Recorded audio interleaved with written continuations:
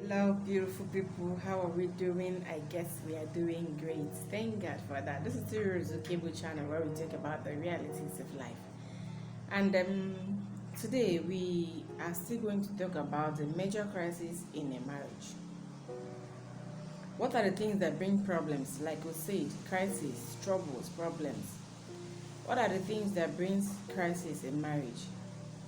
We have mentioned a whole lot of them, and today we are going to be talking about finance, whatever you call it. Is one of the major crises in the homes today. Show me a nagging woman, and I will show you a woman who has so much lack. Show me a nagging man, and I will show you a man who is financially troubled. You know, you always hear a version of Bible that says it's better to live in the desert than to live with a nagging wife, or than to live with a nagging woman. See, let me tell you the thing, or let me tell you the truth. One of the things, or the major cause of nagging in a woman is what? When she is financially troubled, when she is lacking. How do you really cope? You have just one source of income as a man. Now let me talk about the men first before I go over to that of women. Let me talk about the men first. How do you really cope? Before you got married, you just had one job, one source of earning, one means of earning. You were earning like 50k or like 100k. So how were you, or how did you think that one source of income will be able to sustain you and 3 more mouths or 4 more mouths, like your wife and your kids? You remember, you still have your family to take care of. Your mother and your father, your siblings still have their own problems as well. So how do you really take care of your home, knowing the situation of country we are into, knowing fully well the financial status of the country, knowing fully well how difficult it is now in most homes and to cope financially in this part of the world? How do you really think that a source of income can actually sustain you and your family? How? Even if you are earning 100k, there are still things you can do. There are still, you as a man, the Bible says you are the breadwinner of the family. You should be the major source of income, the major source that brings income into the home. So when you relax with just one job, or you're relaxing with just one business, how do you think that your wife would not nag? Being static makes a woman nag. When your income is just static, it makes a woman nag. I have any man that is actually doing well financially, that is actually progressing financially, can never have one source of income. No. When talk to men, speak with other men, you will discover that they have 2 or other 3 chains of businesses that they do to sustain the family, to keep it going. The income is coming from this angle, it's coming from this angle, it's coming from this angle, it's coming from this angle. That is what keeps the family going. Show me a woman that is financially balanced, I will show you a happy woman. Show me a woman that is financially balanced, I will show you a woman that does not have time for nagging. If you want to get married, just know that you have to provide for yourself another source of income. Provide, because definitely there are times when when your problems becomes larger financially. There are times when you have more financial problems than other times. So that is the time when you see, there's nothing that pains a woman when she wants to buy little things, the little things in a home, and she cannot afford it, and you too, being the man of the house, cannot afford it.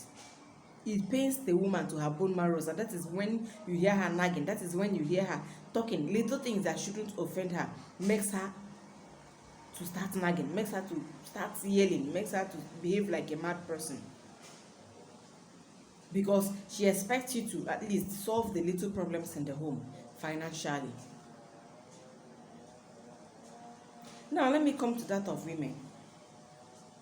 When you, as a full-fledged woman, you look at yourself from 18 years, that's why I like people abroad. From 18 years, you should be capable of taking care of yourself. You should be capable of taking care of any woman that does not or cannot take care of her children in the absence of her husband is not doing well financially. Even as a married woman, you should be able to be earning some income. Technology has made it so easy for us nowadays that you can have up to 2 or 3 businesses that you can be doing for yourself. Yes, your husband is bringing, but at the same time, you should be an asset in your home. Are you supposed to be a liability? Are you supposed to be a woman who will always wait? I know one of my neighbors, back then when I was younger, far much younger, every day her husband is going out, she'll say, because she calls her husband daddy. So every time her husband is going out, she say, daddy, money for biscuits. I was just looking at her. What kind of a liability is this? How can you sit down every day at home doing nothing? Then you expect your husband who is providing, who is fighting, you will kill him on time. That's the truth. Because he'll be thinking so much. Some women cannot go out there, see a fine shoe or fine clothes and get for their children.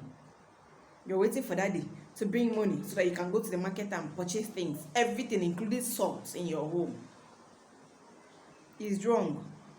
You will kill him on time because he'll be thinking so much how to make the family comfortable and how to make you happy as well. Because see, let me tell you, some of you might start arguing that everything about peace of home is love. See, love is sweeter when the money is available. See, love is sweeter when the money is available. So don't say, I love my husband. You love your husband because he's providing, he's trying.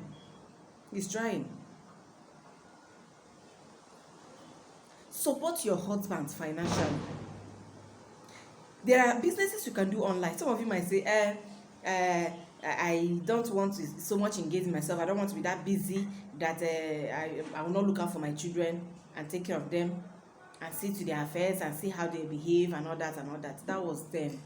Now you can still sit down at the comfort of your home and still do 2 or 3 businesses and support your family financially.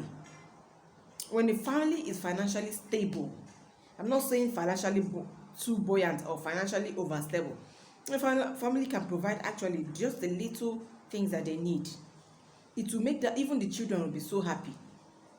You yourself, you'll be comfortable. You'll be happy. Some of you women will even sit down when your mother needs something at home in the village. You will be expecting your husband to still bring it out from his pocket to give your mother. Do you want to kill him? Do you just want to allow yourself to be a liability in your home? How do you expect your husband to respect you?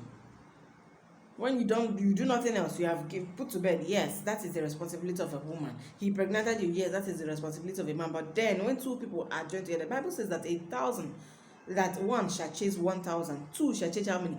10,000. The Bible does not say that. The Bible did not say that 2 shall chase 2,000. No. The Bible says that 2 shall chase how many?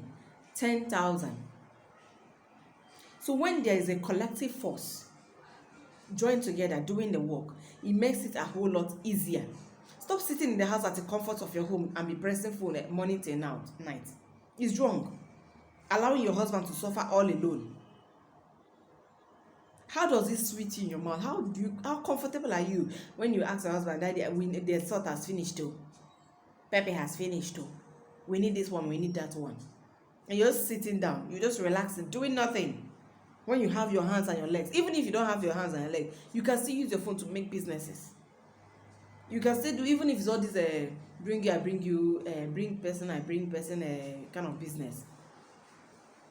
Bring somebody, I bring somebody. You can still do something like that. Don't allow your husband to die thinking of how to sustain the family. Let me tell you, as a woman, if your husband happens to fall today and die, Do you really think that you are financially capable of taking care of your home? That is what is increasing the level of poverty in Nigeria. That is what is increasing the level of poverty in Nigeria. Can your income sustain your family? I thank God for the mother that gave birth to me. I lost my father when I was just barely 10 or 11 years old.